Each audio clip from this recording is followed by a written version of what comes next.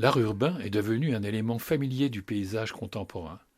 Né dans la marginalité, il est un moyen d'expression qui véhicule des messages sociaux, politiques ou invite à la réflexion sur notre rapport à la ville, à la société, à l'art. Pourquoi les artistes investissent-ils les façades, les trottoirs, l'espace urbain? Quel lien cherchent-ils à créer avec le public? C'est ce que nous allons savoir en échangeant avec les artistes présents qui interviendront chacun leur tour. Donc les artistes présents sont Cyrus, Paulet. Cyrus, il ouvre la porte. Ah bah non, on va aller chercher. C'est pas possible ça, il n'est pas là pour être portier. ZK, qui se trouve ici. Le collectif, ici, les trois artistes là. Et puis Marie-Dominique Delzing, qui se trouve ici. Donc concrètement, nous allons projeter des images représentant des œuvres de chaque artiste présent. Et nous pourrons échanger avec l'artiste pendant son intervention. Nous allons commencer avec ZK. Je ne sais pas si vous t'appelez ZK ou Eric. Eric.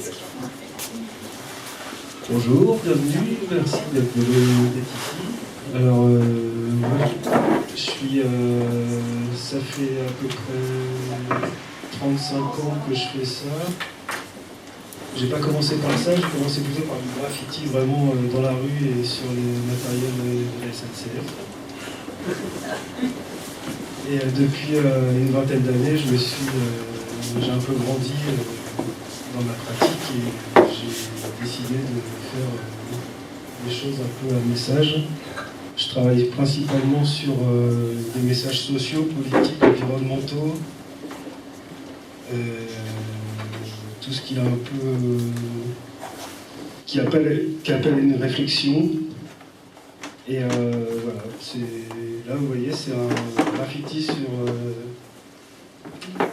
sur les migrants qui traversent la Méditerranée. Donc ça crée un peu une échelle entre les deux. Il y a une échelle qui prend le luxe, donc ça, je demande aux personnes qui voient ça de ne pas l'aimer ou l'aimer, ça m'importe peu, mais c'est juste de se placer sur une échelle en fait. Je crée une échelle entre l'ultra-luxe et l'ultra-pauvreté. Et ça, c'est dans le cadre d'une série Art Against Poverty. Il y avait Dans quel monde vit-on, Dieu est déjà condamné, Syrie appel d'urgence, pas de quartier. On peut faire défiler si vous voulez. Alors non, ça c'est autre chose. Ça, c'est une réflexion sur la religion. À l'époque, il y avait plein d'affaires de pédophilie qui sortaient. Et je me suis dit, même le boss de la société ne doit pas être très très content. Tu me fais un petit signe de la main quand tu veux qu'on passe à la un petit peu. Ça, c'est un truc que j'ai peint à côté de l'ambassade de Russie à Paris. Waouh. C'était la semaine du déclenchement de la guerre contre l'Ukraine. Donc après, tout ça, ça reste mon opinion. Hein. J'impose rien à personne, c'est juste histoire de dire ce que je pense. Donc là, c'est Poutine qui menace la planète avec un missile balistique. Ça, c'est Elon Musk qui a pris le contrôle de Twitter et qui est devenu le saint patron des réseaux sociaux.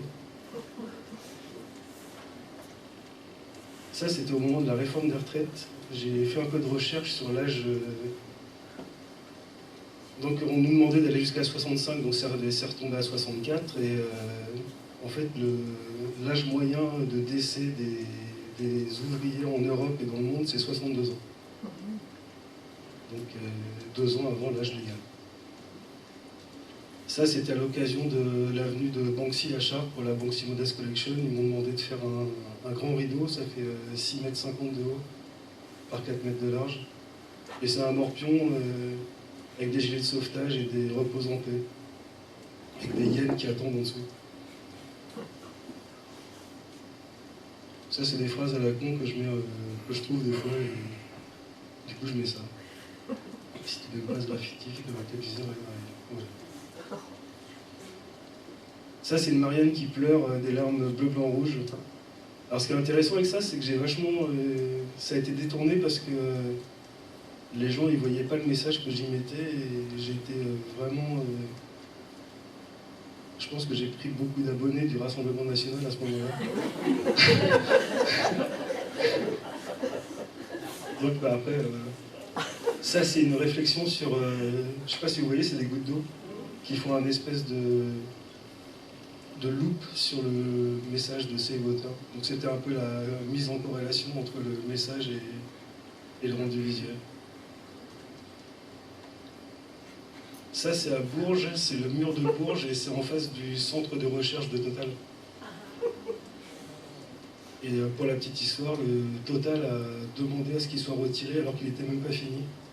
Mais l'association n'a pas lâché et ils l'ont laissé le mois qui était prévu. Parce que c'est un mur qui est repeint tous les mois, il faut réintervenir un artiste tous les mois, ou tous les 2 mois je crois.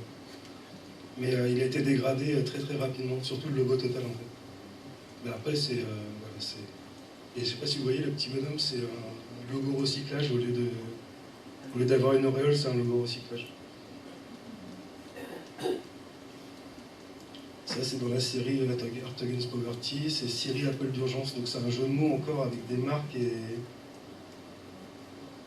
et un message qui va à l'encontre de ces marques. Parce que Siri c'est le logiciel qui permet de demander des trucs à son téléphone.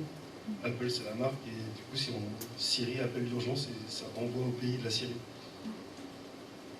Ça c'est de la photo d'un gamin que j'ai fait dans la jungle à Calais. Ça c'est I just want to eat, donc si vous le lisez vite ça veut dire je veux juste manger. À l'époque où tout le monde veut avoir des followers sur ses réseaux, lui voudrait juste manger.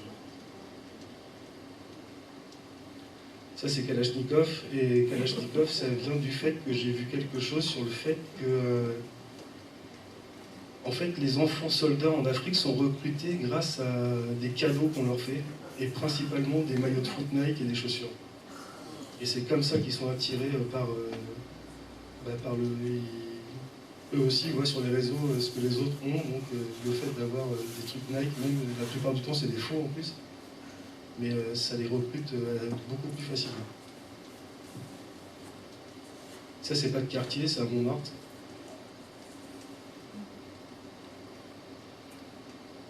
Ça c'est le Dans quel monde vit-on. Cette photo, c'est pas moi qui l'ai prise, c'est un photographe pro à Paris qui a gagné le prix de la Fondation Cartier avec ça. Et la photo elle est magnifique. La photo je la trouve super belle, mais c'est dommage, c'est pas moi qui l'ai prise, mais voilà, c'est pareil, ça recrée encore une échelle entre le côté ultra luxe et le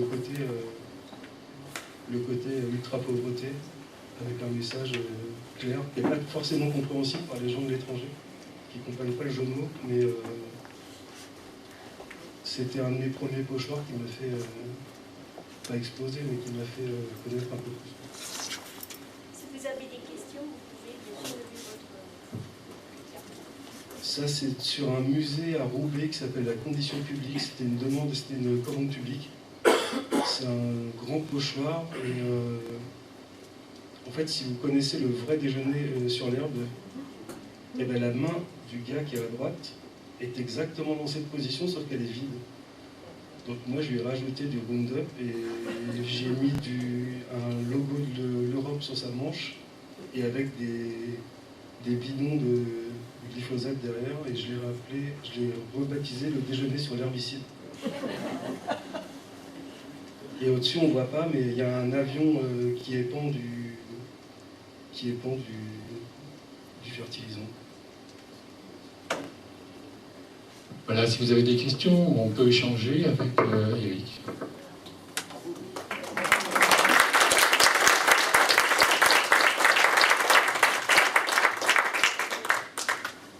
On peut peut-être en commencer par une question.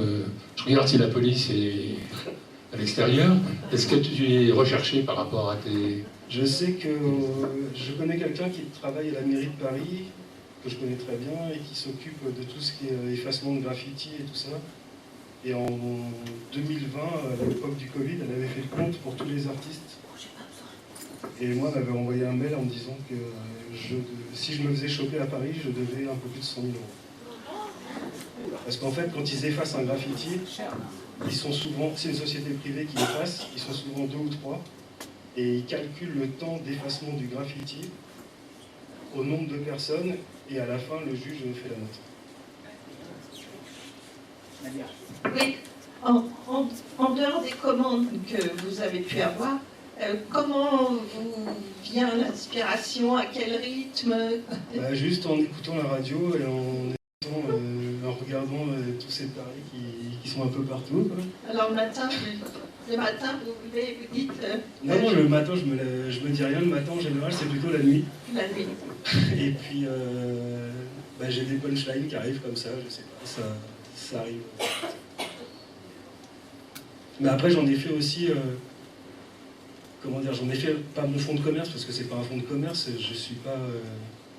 mais ça m'a permis aussi de créer des choses pour mettre en adéquation ma peinture et, je vais pas dire mon art, parce que c'est pas de l'art, mais ma peinture avec mes convictions.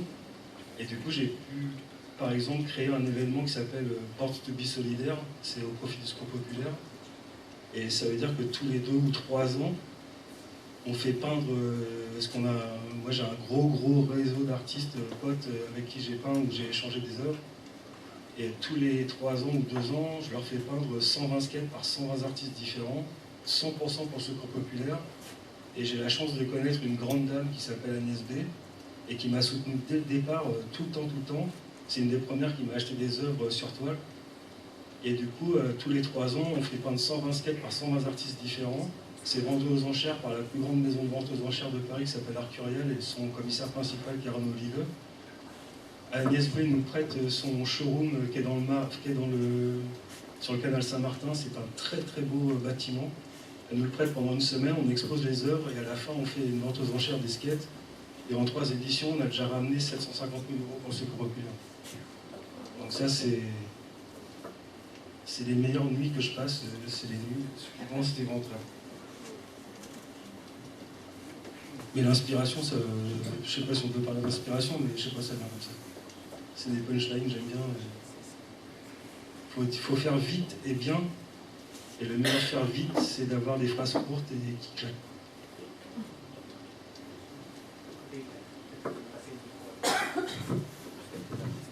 Juste, tu viens me dire quelque chose qui m'a un peu heurté. Tu as dit, ce sont mes peintures, c'est pas de l'art. Pourquoi dis-tu que ça n'est pas de l'art? Parce que pour moi, justement, c'en est, avec un message fort. Non, je sais pas, c'est pas moi de dire, c'est ma façon de m'exprimer. Je vote pas, je fais pas tous ces trucs-là. C'est ma façon de donner mon opinion. Après, si les gens appellent ça de l'art, bah, franchement, ça me fait plaisir. Je suis même dans des bouquins d'histoire de l'art pour les terminales et tout, j'ai vu, mais c'est pas... Je le fais pas pour ça, quoi. Je le fais, ça fait plus de bien à moi qu'aux autres, je pense. C'est une façon de donner mon avis sur tout ce qui se passe. Et encore là, vous n'avez pas vu les pires. Merci Eric, on pourra échanger à la fin. Cyrus, maintenant. Non, c'est Cyrus. On va changer le tour. Donc, bonsoir. Merci d'être présent. Donc, voici une œuvre que j'ai réalisée en 2001. Donc, imaginez que vous êtes dans une ville et que vous croisez une œuvre comme celle que vous venez de voir. Qu'est-ce que ça peut vous inspirer? Alors, la technique. C'est mon ordinateur qui est mort.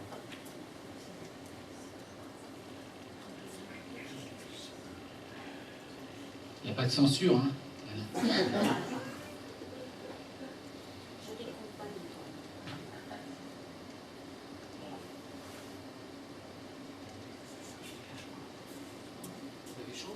C'est bon? Tu peux parler. Non, c'est bon. Donc, j'ai donc posé une question au public. Y a-t-il quelqu'un qui veut y répondre? Tu peux la répéter, la question. Oui, alors ma question c'est, lorsque vous rencontrez une installation comme celle-ci, lors d'une promenade ou lors d'un parcours que vous êtes en ville ou ailleurs, qu'est-ce que ça peut vous évoquer? Attends. On va faire passer le micro. Je dirais la surconsommation. Ah, d'accord. C'est Oui. plein à craquer, ça déborde. Allez bien dans le micro. Oui, pour moi c'est plein à craquer, ça déborde presque. Pour moi c'est la surconsommation. Bon, très bien. Et une autre réponse ou pas?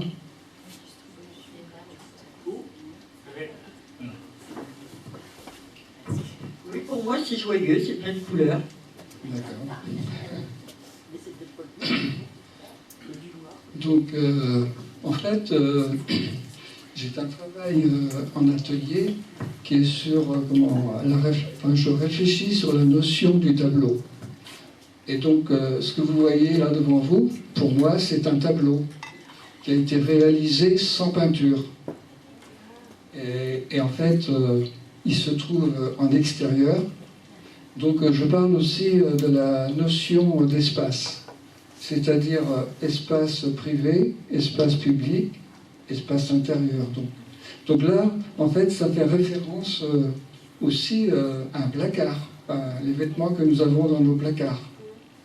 Et donc, pour moi, c'est un tableau, mais autre que celui qu'on a l'habitude de voir. Et donc, en fait, cette installation, elle dure une journée. Tu attends. Retourne. Voilà. Et en fait, donc je commence vers 13h à mettre les pulls que j'avais sélectionnés et repérer l'endroit. Donc vers 13h. Et donc je mettais tous ces pulls en place. Et ensuite, je mettais un écriteau à côté. En fait, on pouvait réserver ces pulls et il fallait venir les récupérer à partir de 17h seulement. Donc c'est pour ça que les personnes ont réservé des pulls et à 17h, ils sont venus pour les prendre. Donc en fait aussi, c'est que je crée un événement dans la ville, je change le climat de la ville. Tout d'un coup, ça devient plus convivial. Donc il y a aussi ça dans mon intention. Mais la première intention, bien sûr, c'était de réaliser un tableau. Et ce qui est formidable, c'est que ce tableau-là, en fait, il a été dispatché dans différents appartements après. Voilà. Donc ça, c'est rue de Torigny, à Paris. Donc la petite anecdote, c'est que, en fait, cette fenêtre, c'est le mur d'une galerie. Et le monsieur de la galerie, il est venu pour enlever les pulls. Donc je suis allé le voir. Puis je lui ai dit, excusez-moi, vous faites quoi? Eh ben, je enlève les pulls, ça me gêne, tout. Il dit, ah bon, mais vous êtes une galerie? Il me dit oui. Et ben, il dit, mais là, ce que vous avez devant vous, c'est de l'art. et donc, il a quand même daigné me laisser mon œuvre en place. Donc là, c'est rue Franc-Bourgeois. Et en fait, ça, c'était la première fois que je faisais l'intervention. Donc, j'avais procédé autrement, c'est-à-dire j'avais repéré l'endroit que j'allais m'approprier et je réalisais donc un caisson. Là, vous pouvez voir, il y a un caisson. Et donc, je mettais tout en place dans le caisson et j'arrivais avec mon caisson et il n'y avait plus qu'à glisser le caisson dans la fenêtre. Donc voilà. Et après j'ai changé de technique. Et donc là, je ne savais pas du tout comment le public allait s'y prendre, enfin comment allait prendre ce travail. Et en fait, au contraire, ça a été très apprécié. Donc voilà. Donc voilà, des gens venaient se photographier devant l'œuvre. Voilà. Donc après, ça c'est rue du Temple. Donc là, c'est rue des Archives. Et donc, rue des Archives, il y a quand même beaucoup de passages. Et puis, donc j'ai mis un certain temps, parce que là, elle était vraiment grande, la fenêtre. J'ai mis un certain temps à réaliser ce travail. Donc ça m'a permis aussi, comme les autres interventions, de côtoyer du monde, de parler le temps que je monte l'installation, il discutait avec moi et tout. Et puis au fil du temps, parce que là, comme c'était trop grand, les gens ne pouvaient pas se servir. Donc j'avais décidé de mettre tous ces pulls juste un peu plus loin en bas du trottoir. Et puis il y avait bien sûr des personnes qui avaient réservé. Et la police est venue.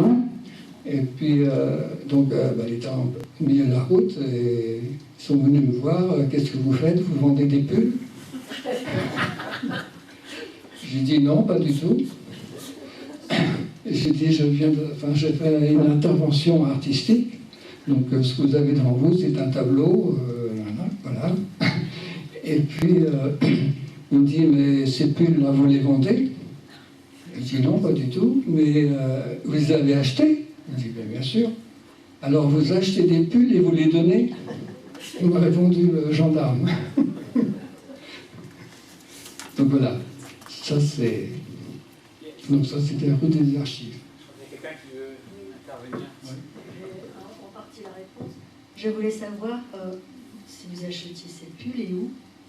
Parce que ça doit faire une fortune à la fin. Non, surtout si vous les donnez. Non, en fait, je les achetais au puce à Montreuil. Donc c'était raisonnable.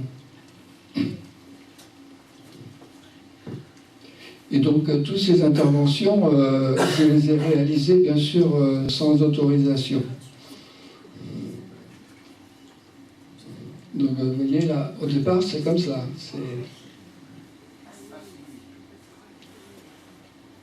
Donc ça c'est une autre intervention que j'ai réalisée durant ma résidence à Rennes en 2003. Donc cette intervention, là c'était plus pareil parce qu'il y avait une exposition en parallèle et qui montrait justement ce que j'avais déjà réalisé auparavant à Paris. Donc plusieurs personnes étaient au courant de ma démarche. Donc là j'avais beaucoup plus de monde qui venait pour réserver les pulls et puis pour voir l'œuvre. Et en plus il y a eu une classe qui est venue, enfin c'était organisé, hein, une classe qui est venue pour justement se mettre devant l'œuvre et puis la dessiner. Donc voilà. Et ensuite, bon, longtemps après, je suis retourné voir les enfants dans leur classe. Ils m'avaient fait tous un petit dessin qu'ils avaient par rapport au tableau. Donc c'était très très très convivial. Voilà. Et là, vous voyez justement, 17h est passé et les personnes ils viennent récupérer leurs vêtements. Donc moi, je leur ai demandé à plusieurs, mais les pulls, vous les prenez pour quelle raison? En tant que pull ou en tant qu'œuvre? Donc là, c'est la question selon la personne, quoi. Donc là, on passe à autre chose. Là, c'est pareil.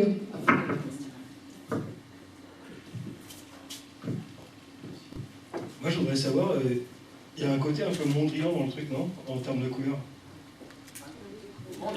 Mondrian. Est-ce que c'est quoi la réflexion pour arriver à cette composition Non, en fait, pour moi, ce sont des compositions abstraites. Ok, donc il pourrait être mis dans une autre... Oui, à chaque fois, je peux... Oui, oui. Mais non. En fait, comme rue du Temple, j'ai fait 2 interventions au même endroit et j'ai changé à chaque fois voilà, l'emplacement des pulls était différent. Donc là, c'est pareil. Vous pouvez, si vous vous trouvez devant cette œuvre, qu'est-ce que ça peut vous ramener? Posez le micro. Ah non, c'est très bien, allez-y. Les plans d'une maison ou d'un appartement. Oui, tout à fait. Et quel est le message à votre... Allô. Pas de message.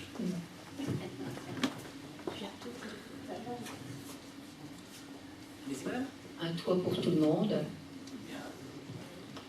Oui, c'est bien. D'autres? Non, tu restes parce que que je vais parler. Retourne. Alors donc, ça s'appelle échelle 1. Et en fait, ça c'est à Paris. Et comment j'ai repéré des espaces morts dans la ville. C'est-à-dire, c'est des erreurs du temps, ou alors des erreurs architectes, ou alors urbanistes.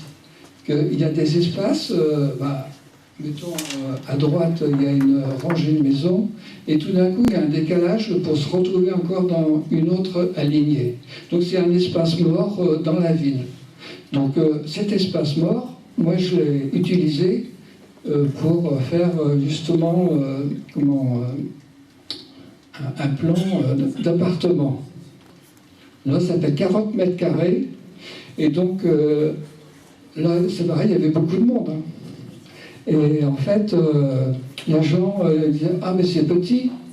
Je leur dis « Ça fait 40 mètres carrés. » La personne me répond « Mais c'est plus grand que chez moi. » Donc, en fait, il y a un décalage entre une mise à plat d'une échelle réelle et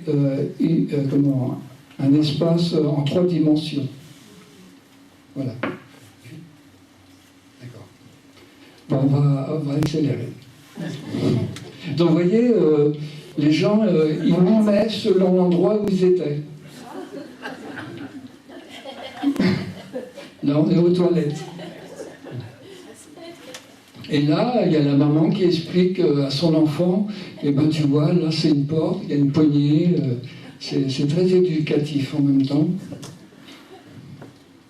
Et là, vous voyez comment je procède. En fait, je faisais des gabarits pour tous les petits détails qu'il y avait à faire, comme l'évier, les toilettes, enfin les portes, les fenêtres. Donc j'ai fait des gabarits en carton, et après, voilà comment je procédais. Là, regardez, donc là c'est un évier. Donc voilà, ça c'est une belle image. Vas-y. Et là, alors ceci, c'est formidable. En fait, j'ai fait un DVD de ce travail, et ce couple, ils ont fait tout l'appartement, ils ont ouvert les portes, ils les ont fermées. Là, ils font la vaisselle, ils ont été aux toilettes, ils ont pris leur douche, et ils ont refermé la porte pour partir. Et j'ai tout ça en vidéo, c'est magnifique. Vous voyez, celle-ci aussi, elle est en train de se laver.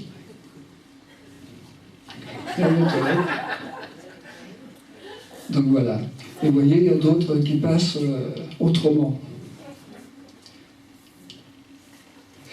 Donc comme il ne me reste plus tellement de temps, je vais accélérer. Donc là, ça s'appelle la chambre de l'hôte. Et donc c'est un abribus que je me suis approprié et que je redistribue aux passants. Donc vous voyez, il y a des livres, il y a Flaubert, il y a Balzac, on peut s'y installer, on peut lire. Donc vous voyez, les personnes, ils s'installent comme chez eux. Et là c'est pareil. Donc comme je vous ai dit tout à l'heure, il y a un côté très convivial dans mes interventions, justement parce que pour moi la ville elle est trop dure. Il y a quelque chose d'inhumain dans une ville, donc je la rends beaucoup plus humain comme ça. Et donc voilà, je souhaitais vraiment arriver au soir pour cette intervention, car je savais qu'il y avait une lumière en haut, et je voulais vraiment arriver à cette image. Et bon, j'ai eu de la chance, parce que là c'est pareil, ça a été réalisé sans autorisation. Et en fait, l'installation, elle est restée presque une journée et demie. Et donc c'est pour ça que j'ai réussi quand même à avoir cette photo. Voilà. Et donc ça questionne bien entendu l'espace public et l'espace privé. Et comment comment la société fonctionne dans ses habitats et comment fonctionne la ville aussi. Et donc vous voyez, là c'est pareil, les gens s'installent. Et là, voilà. Donc ça clôture. Là, c'était tout le début. Après,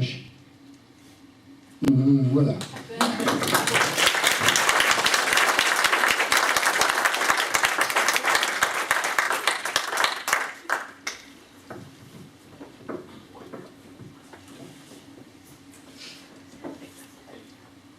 Eh bien, bonsoir à toutes et tous. Donc, nous sommes les Pop-Up. Donc, on est 3 artistes d'univers à peu près équivalents, puisqu'on est du monde de l'image, du monde de l'illustration, du monde de l'infographie et de l'événementiel. Et donc, on a comme activité, comme travail de moduler tout ce qui est récupération et recyclage de matériaux. Donc à partir de là, on investit des lieux, et ces lieux, on y implante des décors. Et ces décors sont des décors à thème. Donc on va vous présenter 2 thèmes qu'on a réalisés, qui sont le thème qui était fait à Mitainville sur la Journée de la Terre. Donc on avait comme décor à habiller pour cette Journée de la Terre la mare, avec comme sujet la biodiversité, le réchauffement climatique, la notion les dangers qui peuvent exister pour notre planète, et savoir un peu quel choc on pouvait créer sur cette mare. Alors on a dans un premier temps eu comme idée de faire un canular. On a réalisé la maquette d'un crocodile et on a fait passer sur les réseaux l'idée qu'un crocodile avait été aperçu sur la mare et que de nuit un jeune couple s'était trouvé face à cet animal qui traversait la campagne. Donc ça a créé beaucoup de désordre dans les réseaux et ça nous a mis un peu à l'avant. Pendant ce temps-là, on a travaillé en atelier sur les dimensions des bêtes à mettre dans la mare. Donc on peut faire défiler les images de l'atelier. Donc on a réalisé à la fois hippopotame et crocodile. Donc voilà, on peut continuer, comme ça on va gagner du temps.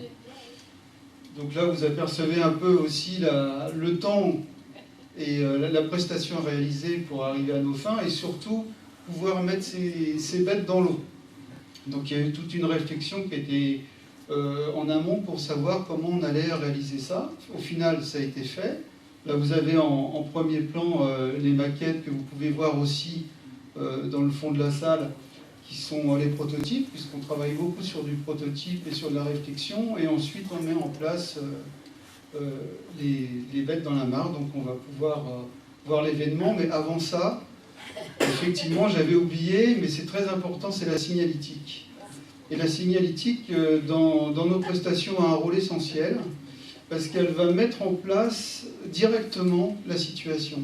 Donc là, on est sur l'étude plus du signe en soi, c'est-à-dire l'habitude qu'on a des panneaux, sauf que là, le panneau, il parle autrement.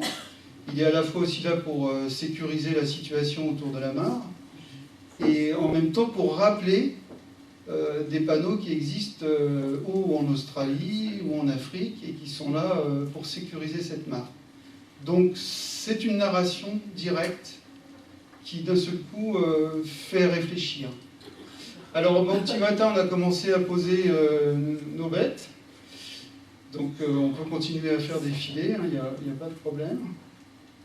Alors voilà, là c'est une image qui est intéressante déjà d'un point de vue photographique pour l'effet qu'elle crée, et en même temps sur l'idée, alors si on veut vraiment faire un développement artistique sur le sujet, voire scientifique, c'est-à-dire un enchevêtrement entre 2 mondes. On est à la fois à Mitainville et à la fois dans un espace africain. Donc on peut parler d'une certaine forme d'intrication, pour ceux qui veulent un peu faire du jus de cerveau, sur une situation où on est là et là-bas. D'où la réflexion sur le réchauffement climatique et l'idée que si ça nous arrivait, on aurait peut-être ce genre de bête qui commencerait à s'installer autour de nous et ça changerait grandement notre jogging du matin. Voilà. Donc ça, c'est pour que vous puissiez évaluer la dimension et puis la mise en place. Et puis après, on s'est fait plaisir parce qu'il faisait très beau. On a pu faire des photos, les gens ont pu se mettre autour de la mare. Et il y a eu d'autres animations qui ont eu lieu, on n'était pas les seuls présents. Il y a eu des animations sur les animaux du sol, notamment par Marie-Sylvie Oquillot et Florence Lindy, présentes dans la salle, et que vous pourrez interroger. Ça, c'était la page de publicité. Et puis, donc, on peut continuer à faire défiler. J'ai une question. Oui.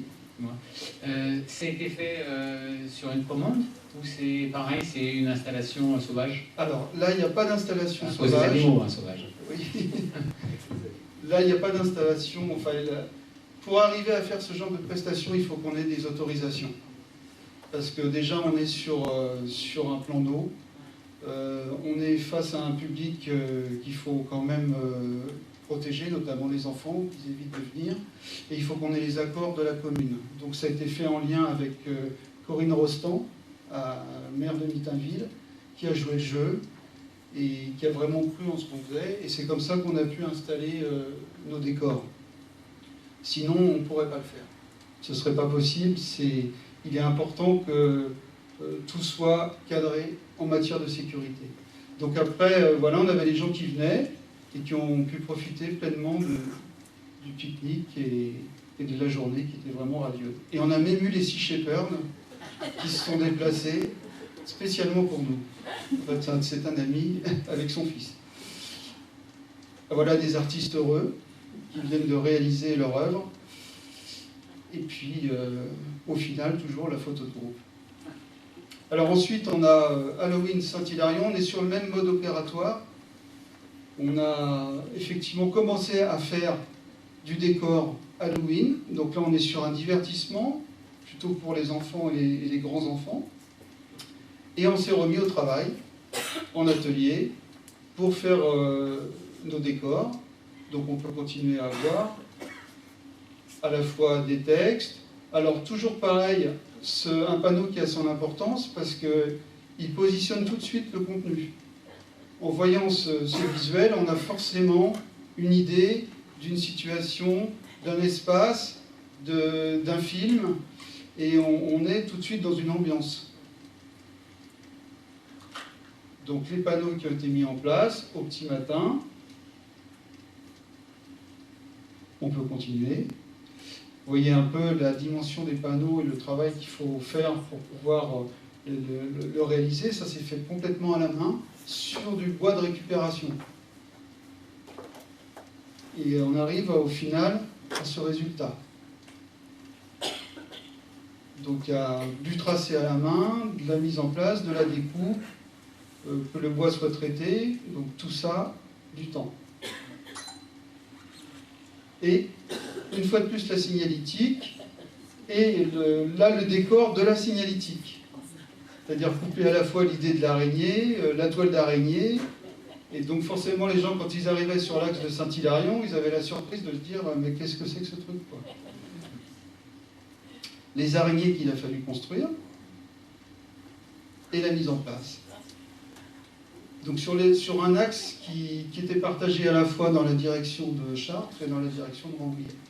Donc sur l'axe Saint-Hilarion. Et puis bien sûr avec l'effet que ça puisse créer au final.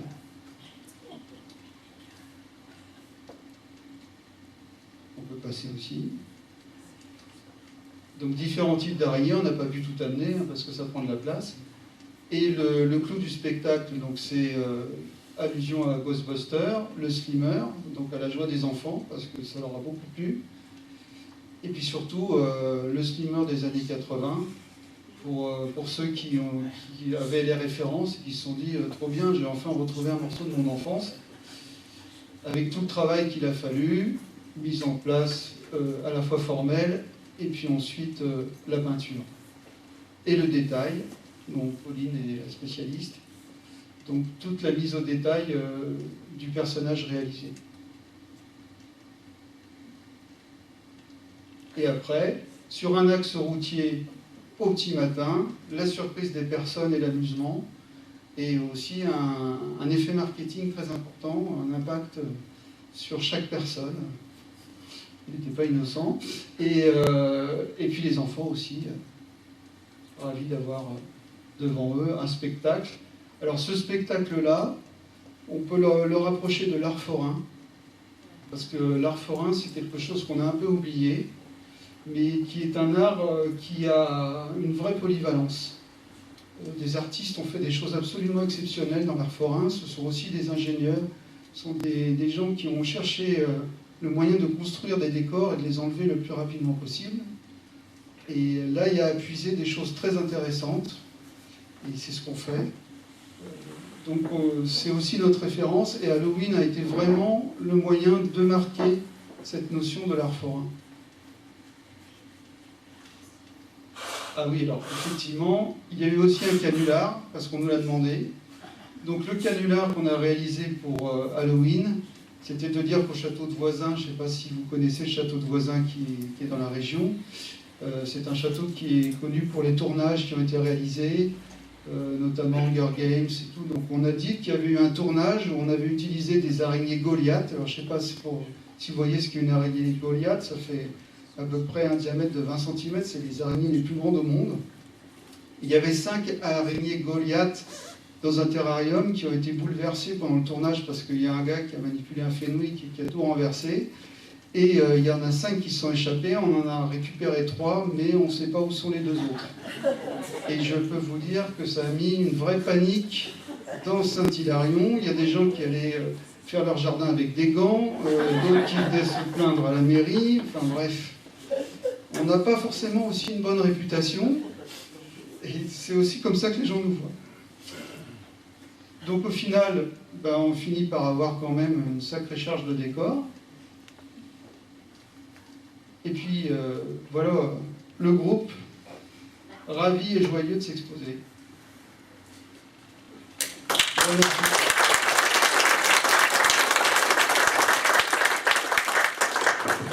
Je vous invite à poser des questions aux artistes parce qu'on est en train de changer l'ordinateur.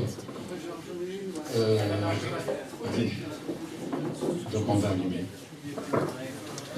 J'aimerais savoir, s'il vous plaît, est-ce que vous avez une subvention à chaque fois? Ah, alors qui répond?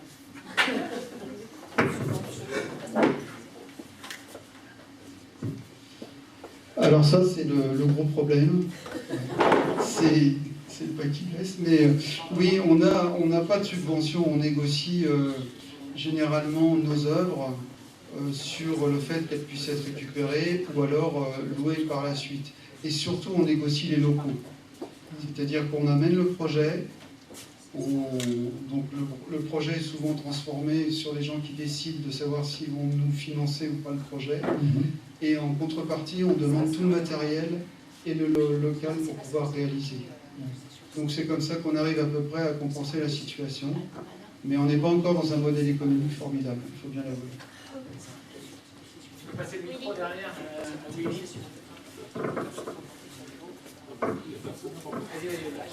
Oui, bonsoir. Oui, j'ai une remarque d'abord pour dire que la ville ne peut pas être inhumaine puisque elle a été conçue par l'humain, quel que soit ce qu'on en pense, c'est vraiment humain.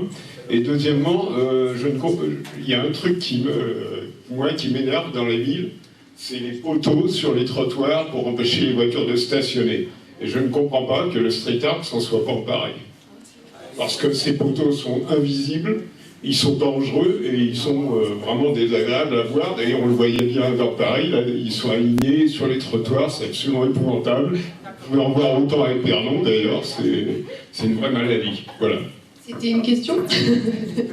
C'est une remarque pour voir si on peut faire quelque chose pour ça.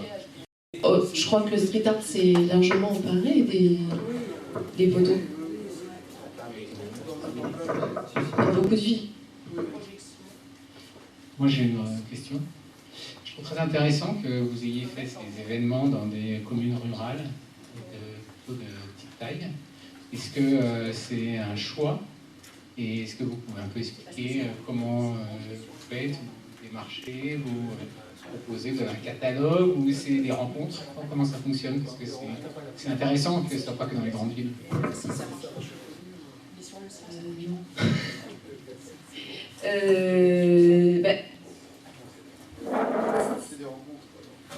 Oui, c'est des rencontres en fait qui ont créé ça plutôt. Et nous, déjà, on s'est rencontrés sur le projet des Gros Body qui à la base était le projet de Didier, tout seul. Et nous, on s'est rajouté dessus parce qu'il était un petit peu en galère de temps. et c'est comme ça que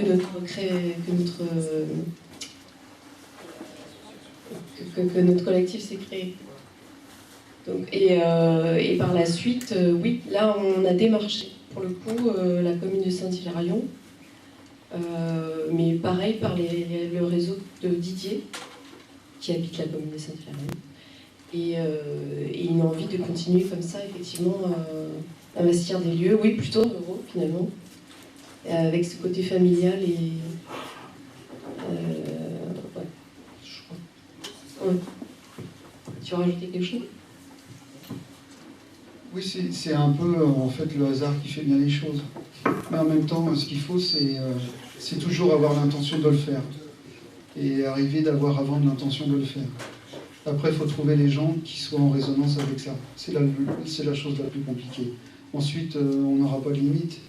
Si on veut nous donner le château de Versailles, on le prend demain. Hein. Voilà. Mais bon.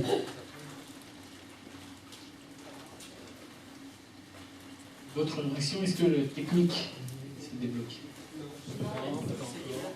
Est-ce que d'autres personnes veulent réagir sur cette intervention, sur les précédentes, ou poser des questions en ressenti par rapport au tel débat? Alors, oui.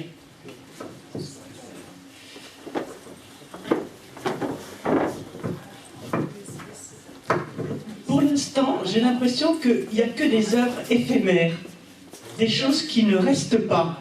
Hein. Et ça me surprend un peu.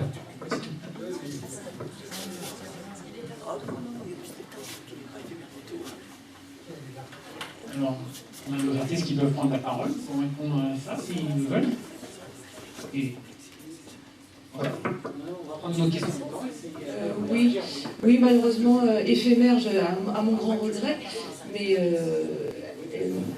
les artistes n'ont malheureusement pas le choix à cause des autorités, tout simplement, qui vont vite balayer ça parce que ça perturbe. Voilà. Et c'est vraiment un grand dommage parce que les villes ne sont pas vraiment inhumaines, mais elles sont... c'est tout en minéraux. C'est triste, et ces artistes-là apportent des messages, apportent des couleurs, apportent de la gaieté, de la joie. Chez les petits que les grands. Voilà, donc c'est mon grand regret que ce soit éphémère à cause de nos autorités. Nous allons passer au 4e artiste. On a eu, excusez-nous, un peu de difficulté à brancher un 2e ordinateur. Et je crois que c'est réparé. Donc je vais passer la parole à Marie-Dominique Delsigny. Alors, moi, il s'agit d'une résidence que j'ai effectuée à Johannesburg, dans la ville noire de Johannesburg, dans le quartier du centre-ville, qui, après l'apartheid, a été déserté par la population blanche.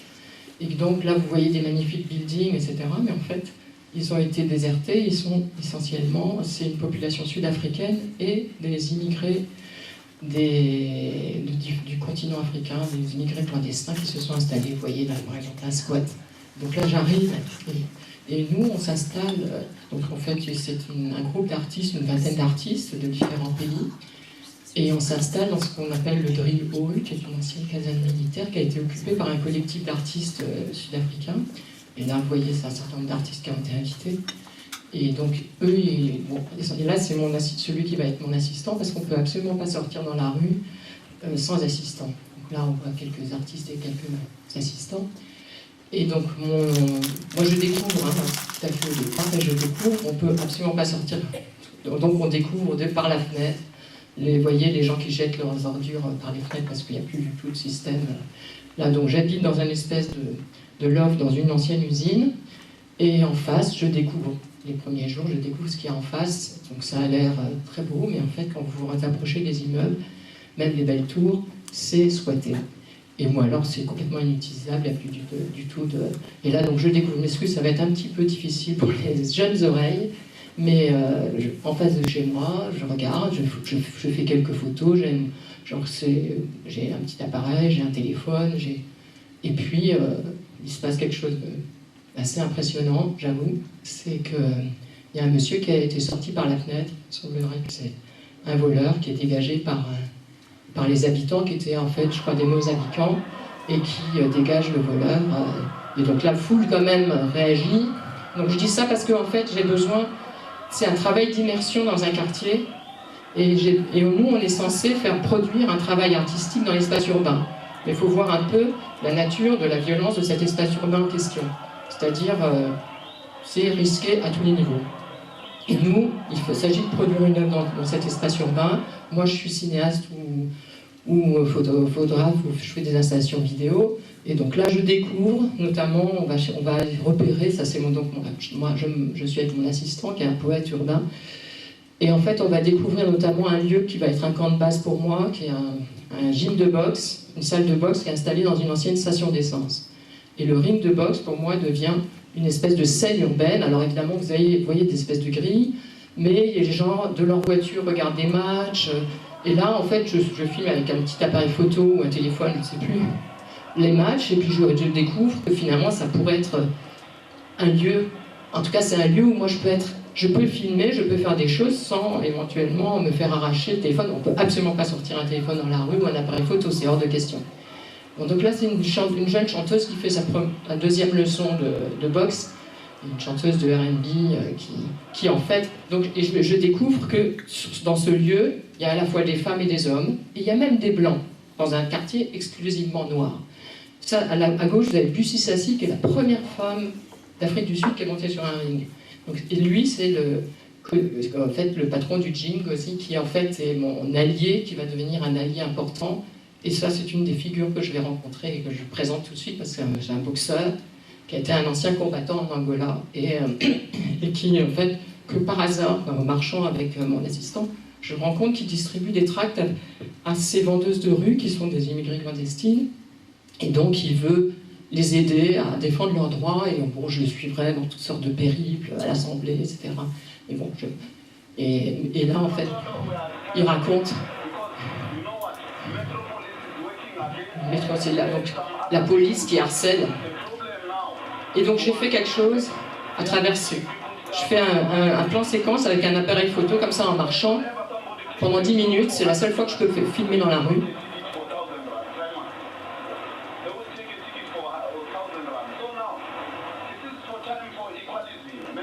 Ça c'est une vidéo que je vais présenter, c'est pour ça que j'en montre un extrait.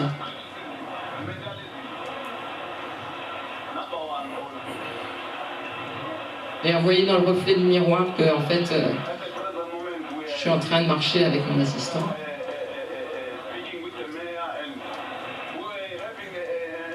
Ils vont avoir un entretien avec le maire pour essayer de défendre les droits de ces femmes qui doivent être expulsées, sans cesse harcelées par la police et expulsées.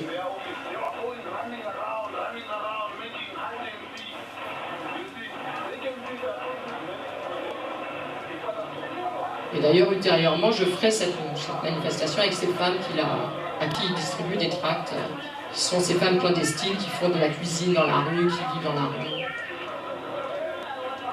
Parce que l'idée, c'est de rendre compte de la vie de ces villes. Et donc là, je m'installe dans un petit marché et je montre cette vidéo que je viens de faire, que j'ai faite précédemment avec ce monsieur, entre autres, et d'autres vidéos.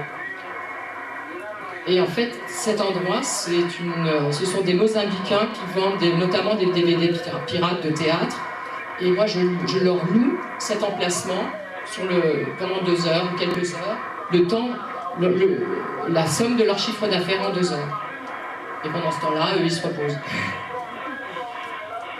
Et du coup, ça fait un événement, c'est-à-dire que là, les gens, c'est un lieu de passage avec des taxis, de gens qui rentrent, qui sortent. Et les gens regardent et on discute, et c'est évidemment une espèce d'intrusion dans un espace public, c'est une espèce d'incrustation, un déplacement, un décalage total, et en même temps un espace de discussion. Je montre évidemment d'autres vidéos à cette occasion, mais j'ai juste cet exemple-là, donc je vous présente.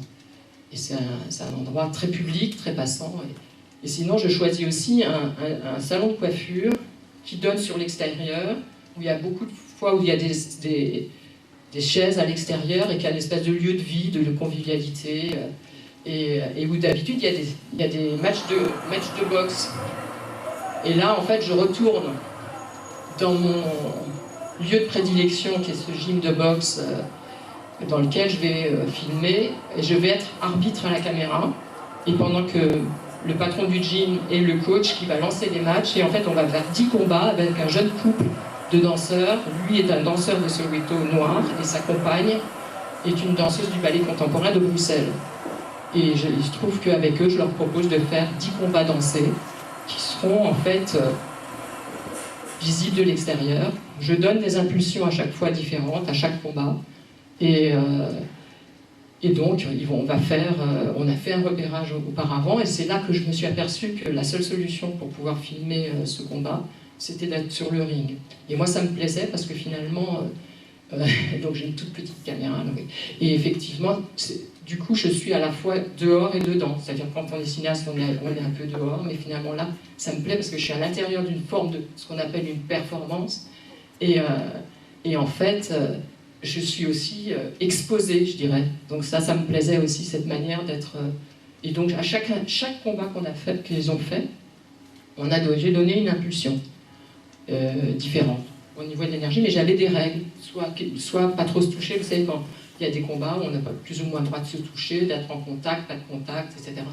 Donc, et c'est le patron du gym que vous avez vu tout à l'heure qui, lui, faisait les durées qui duraient à peu près 3 minutes. Hein. C'était lui qui décidait.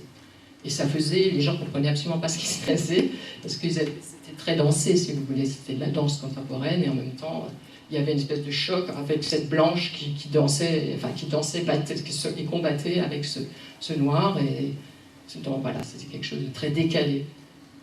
Donc, donc là, je vais lancer, en fait, je vais montrer 3 minutes d'un seul combat, qui va être ensuite... donc je vais juste...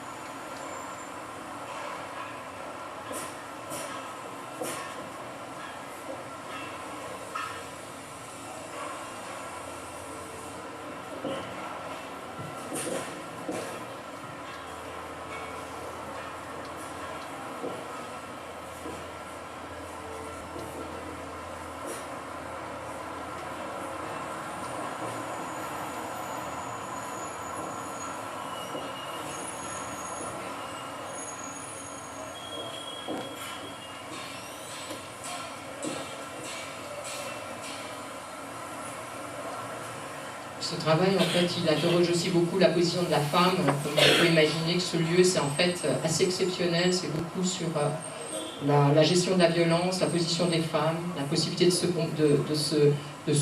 se défendre dans des lieux qui sont extrêmement violents pour les femmes. Il y a beaucoup de prostitution, comme vous pouvez imaginer, chez les clandestins, chez les mineurs, évidemment.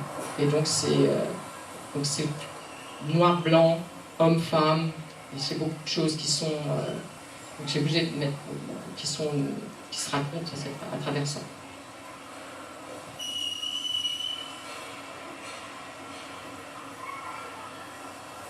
Et donc ces vidéos, je vais en faire un certain nombre de montages pendant ma résidence, et du coup, il y a un festival, une espèce de sortie de résidence aussi, où où c'est montré sur des écrans, et les gens, pour vous expliquer comment ça se passe, la jet set sud-africaine arrive et en 4x4 blindé, tout est grillagé là, pour vous dire quel est le contexte, c'est-à-dire qu'ils sont dans des voitures, ils ne peuvent pas sortir de leur voiture. Il faut savoir quand même que c'est des endroits où personne, en général, ne peut sortir, les gens ne sortent pas dans ce genre d'endroit, en fait, tellement c'est dangereux. Donc du coup, je montre ça dans le contexte organisé par la résidence, qui est un contexte avec des écrans où chacun, voilà, il y a à côté, entre autres, des vidéos qui sont projetées dans la rue la nuit, comme ça.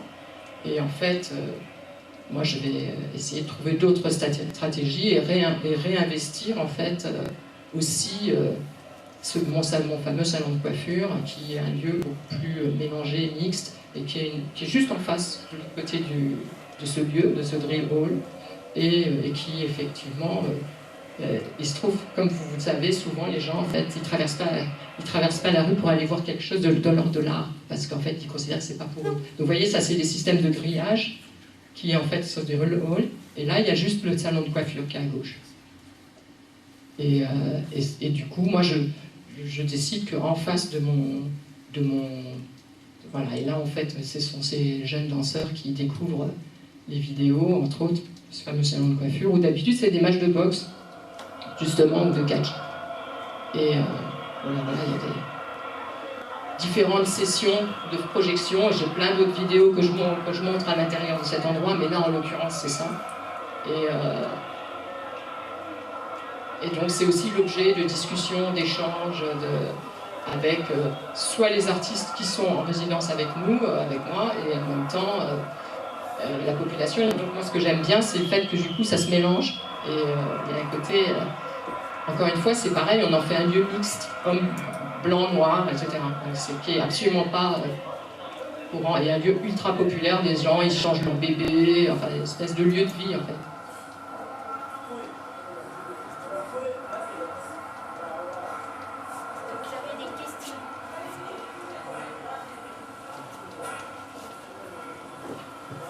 Marc. Je laisse continuer parce que ça fait le temps hein, qui est de 15 minutes.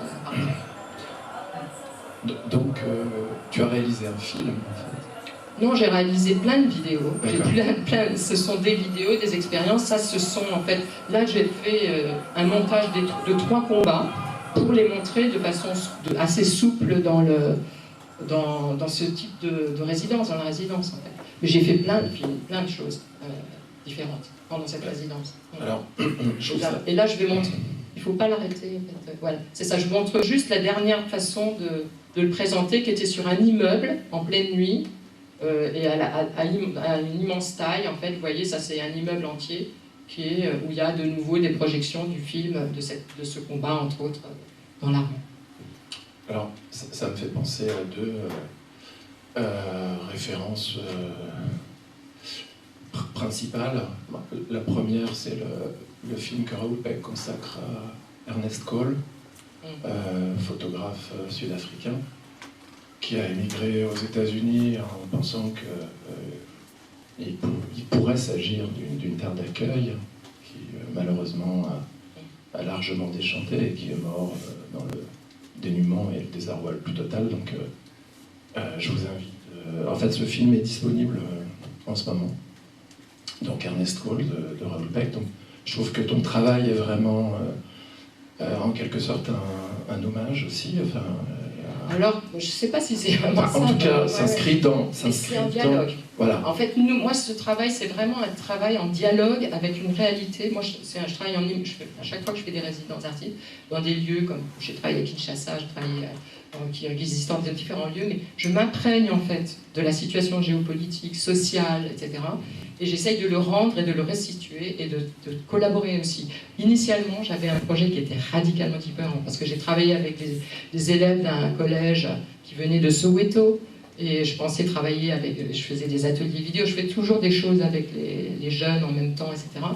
Et il se trouve que pour plein de raisons, de censure, de ceci, de cela, c'était pas possible, mais c'est une façon de s'adapter, en fait. Et ce qui est très intéressant, c'est que ce travail, en fait, j'ai fait une restitution à Paris, dans le cadre du mois off de la photo, et en faisant une installation, etc., et des vidéos différentes, mais j'ai travaillé avec un poète sud-africain, blanc, parce que j'ai fait un travail avec un poète sud-africain dans cette résidence, que j'avais fait intervenir et s'adresser à la population dans ce quartier-là.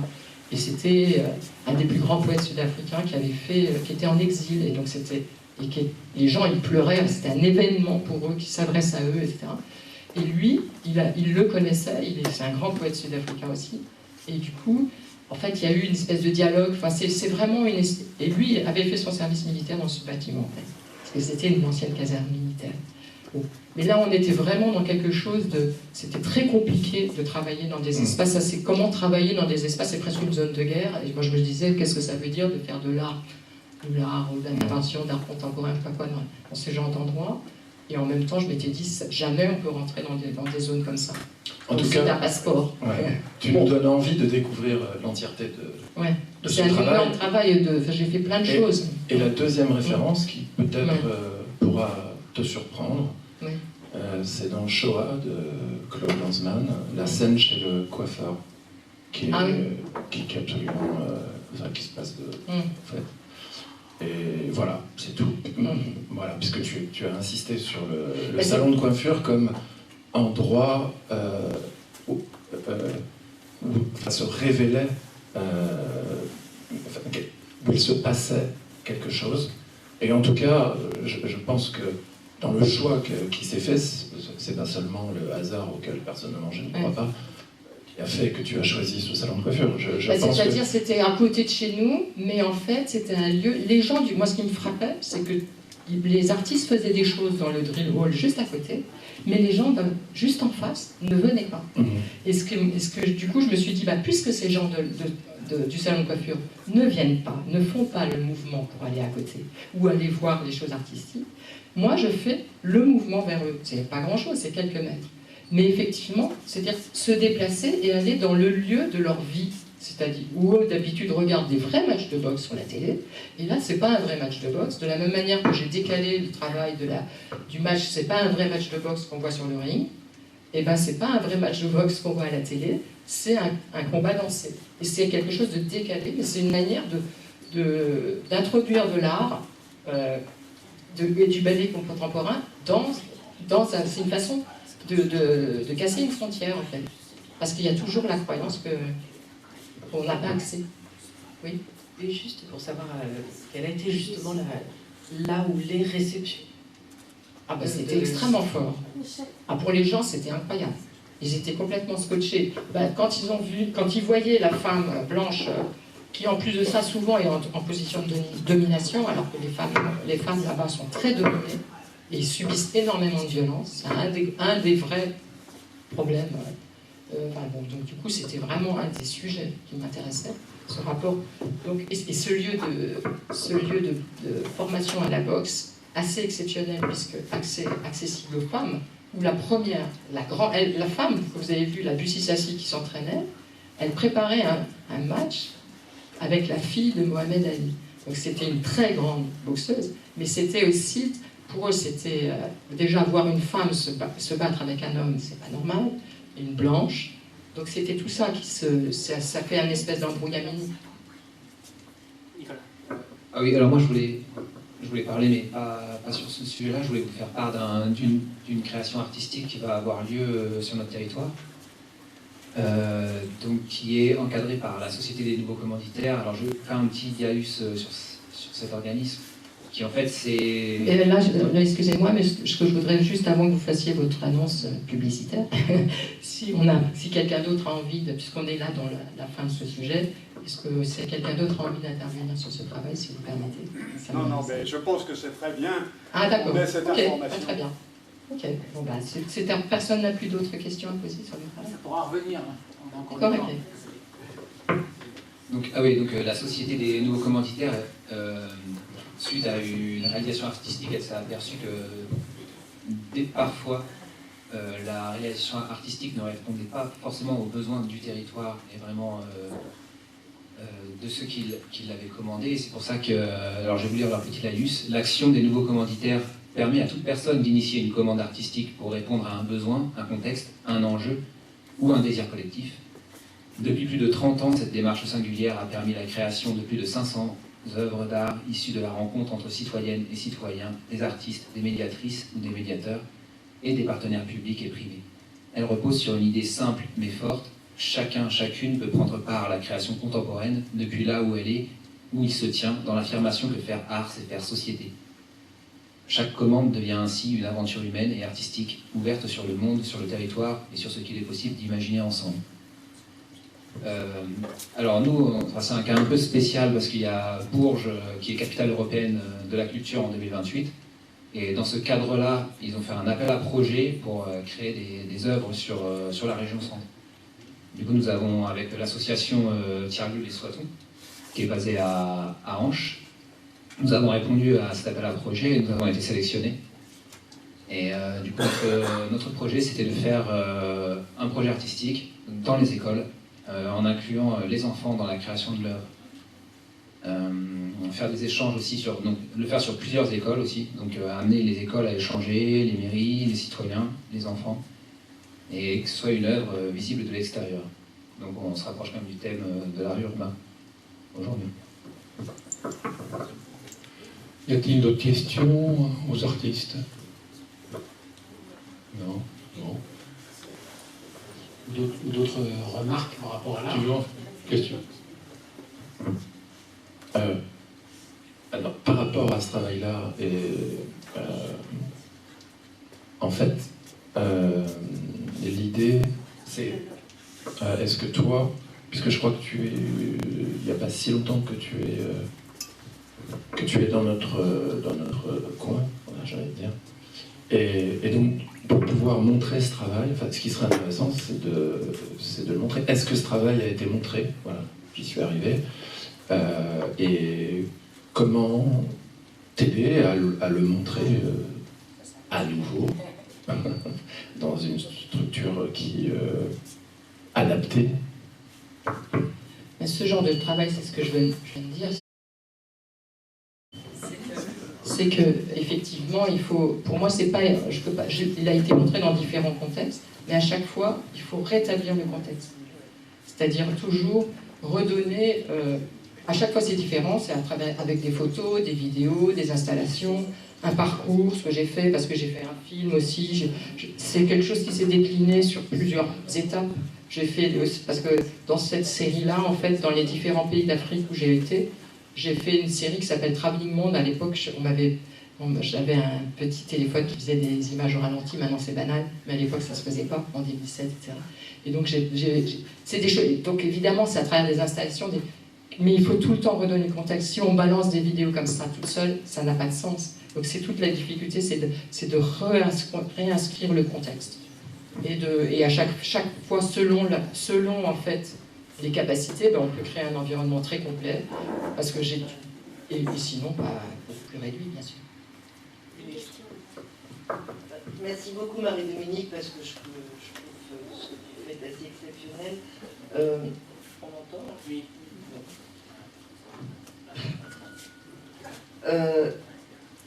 Une fois que tu as montré notamment tes vidéos ou ta vidéo dans le salon de coiffure, est-ce que les personnes blancs, noirs, ceux qui passaient, ceux qui se faisaient coiffer, etc., ont commencé à échanger, à discuter? Est-ce qu'il y a eu de vrais échanges?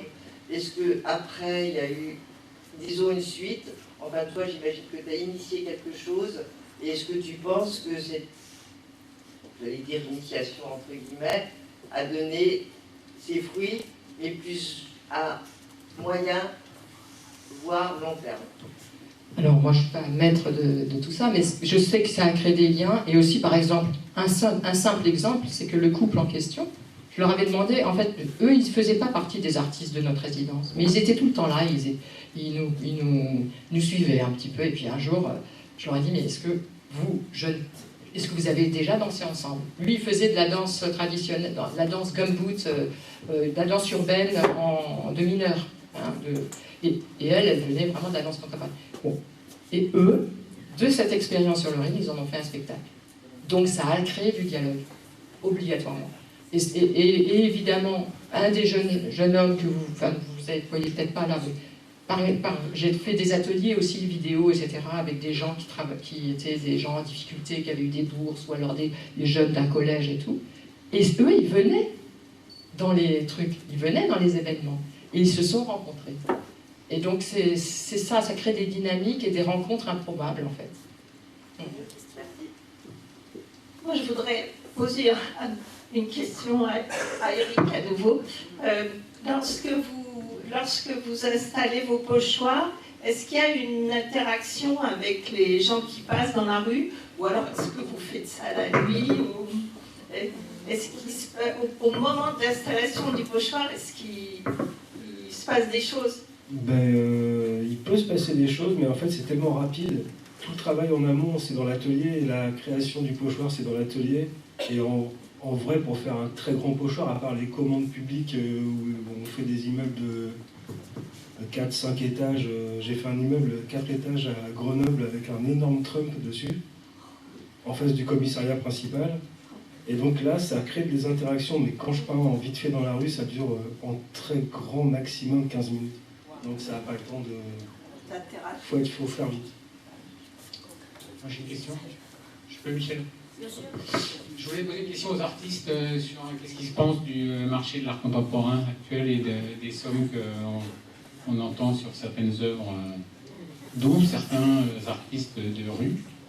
Est-ce que ça m'intéresserait de voir un peu votre regard par rapport à ce que vous faites, ce que vous nous avez montré aujourd'hui, très différent? Moi, de mon point de vue, l'art contemporain, c'est une industrie. Ça, c'est évident. Vous pouvez faire les trucs les plus touchants, les plus beaux du monde, ça ne vaudra rien du tout si vous n'avez pas le réseau. Il ne se passera rien. Et j'ai fait un graffiti là-dessus, ça s'appelle Koonsme, c'est le chien de Jeff Koons qui monte sur le chien de Keith Haring. Et c'est exactement ça, Jeff Koons ne fait rien du tout par lui-même. Il a des ateliers avec des petites mains qui travaillent. Je ne sais pas si vous connaissez aussi Mr. Brainwash, c'est un artiste, c'est un Français qui s'appelle Thierry Guetta qui est parti aux États-Unis pour faire de la fripe. Et il s'est retrouvé en fait par hasard dans le film de Banksy, Faites le mur. Et le fait qu'il soit dans le film de Banksy a fait passer ses toiles de 0 € à plusieurs centaines de milliers d'euros. Alors qu'il ne fait rien non plus. Il fait tout faire par les artistes étudiants aux Beaux-Arts de Los Angeles. Il signe à la fin. Pour moi, la qualité ne fait pas le prix, ça c'est clair et net. Quand vous voyez la banane qui est scotchée, qui se vend plusieurs millions d'euros, voilà, c'est de la com. Vous voulez réagir? Vous voulez réagir? Tout à fait d'accord.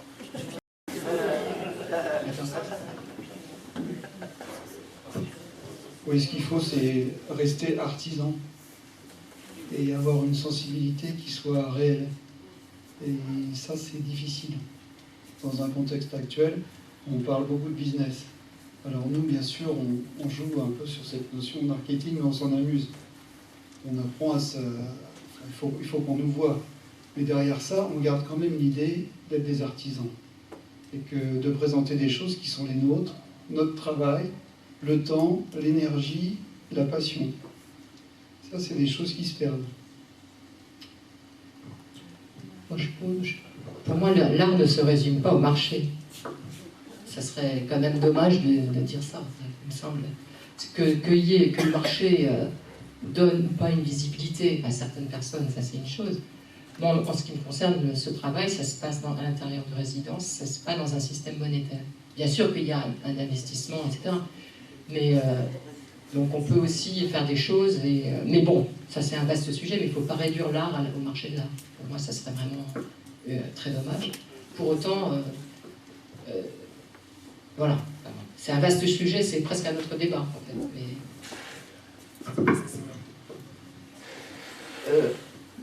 Juste encore une question, qu'est-ce que vous faites de toutes les maquettes des animaux, d'Afrique, etc. Est-ce que vous en reservez? Est-ce que c'est détruit? Est-ce que ça peut resservir pour une autre manifestation? Comment ça se passe? Excellente question. Vente aux enchères, on peut commencer aujourd'hui si vous voulez. Non, en fait, oui. Donc, non, en fait, là pour l'instant, ils sont stockés dans les communes en attente d'être réutilisés à la demande. Donc, faites des demandes, manifestez, dites que vous voulez revoir les animaux dans l'eau, et à ce moment-là, on pourra commencer aussi à exister.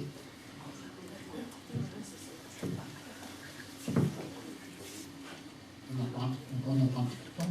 D'autres envie, s'il y a d'autres gens qui veulent intervenir, c'est maintenant.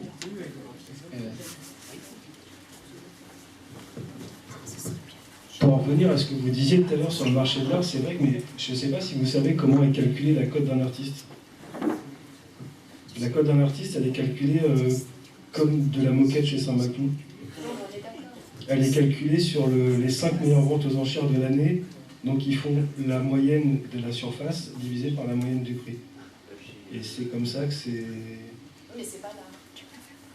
Ouais. L'art, c'est pas la cote. C'est la cote de l'artiste.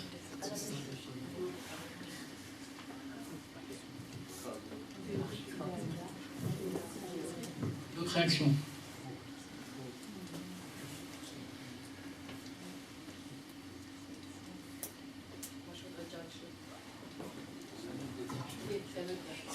En dehors de ce débat, moi, je trouve que c'est ce que j'ai beaucoup aimé dans les... Ce qui n'est peut-être pas le cas de mon travail, mais par contre dans les autres approches des 3 personnes là, qui sont passées, c'est l'humour. J'ai adoré votre humour. Franchement, aussi bien toi avec tes pochoirs, malgré tout, il y a quand même si c'est une réalité très difficile, très dure, il y a beaucoup d'humour. Et Cyrus, il y a beaucoup d'humour. Et vous, il y a beaucoup d'humour. J'ai adoré votre crocodile, là, franchement. Donc ça, c'est chouette. Donc, moi, j'étais dans une autre histoire, mais c'est vrai que... Ah bah, j'étais dans une autre réalité. Oui, mais c'est ça que je... Marie-Dominique, je pense que... Excuse-moi, je ne veux pas t'interrompre. C'est pas le jeu au fait citoyen. Toi, il n'y a peut-être pas d'humour, c'est plus du sérieux, mais l'humour va avec le côté décalé, et c'est ça qui est important. Humour, artisanat, art, décalage, tout ça, ça va ensemble, et c'est ce qui permet d'entrer en communication avec des gens qui ne sont pas forcément habitués à ce genre de spectacle, à l'art en général, et c'est ça qui est important pour tout le monde ici, pas pour tous les artistes ici. De mon point de vue. C'est pour finir. Oui, on va conclure. Donc. Merci aux artistes, hein, bravo.